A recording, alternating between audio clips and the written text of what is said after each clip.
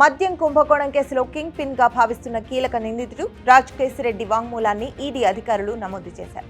Court అనుమతితో బుధవారం అంటే మే 28 ఉదయం 10 గంటల నుంచి సాయంత్రం 5 గంటల వరకు ఈడీ అధికారులు విజయవాడ జిల్లా జైల్లో రిమాండ్ ఖైదీగా ఉన్న రాజ్ కేశిరెడ్డిని విచారించారు.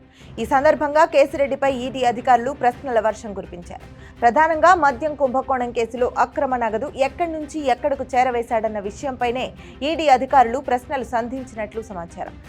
దాదాపు 7 గంటల పాటు ఈడీ అధికారులు కేశిరెడ్డిని విచారించారు. 100కు పైగా ప్రశ్నలు సంధించినట్లు తెలుస్తోంది.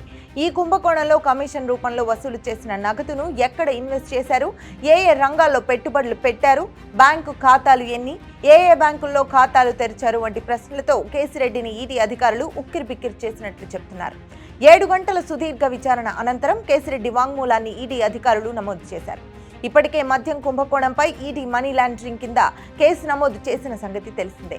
ఇలా ఉండగా ఇదే మద్యం కుంభకోణం కేసులో రాజ్ కేశిరెడ్డిని 3 రోజుల కస్టడీకి ఇవ్వాలంటూ సిట్ దాఖలు చేసిన పిటిషన్పై విజయవాడలోని ఏసీపీ కోర్టు గురువారం అంటే మే 29 తీర్పు వెలువరించింది. రాజ్ కేశిరెడ్డితో పాటు ఈ కేసులో అరెస్ట్ అయిన ధనంజయ రెడ్డి, కృష్ణమోహన్, బాలాజీ గోవిందప్పలను కూడా కస్టడీకి అప్పగించాలంటూ సిట్ పిటిషన్పై కూడా ఏసీపీ కోర్టు గురువారం మే 29 తీర్పు వెలువరించింది.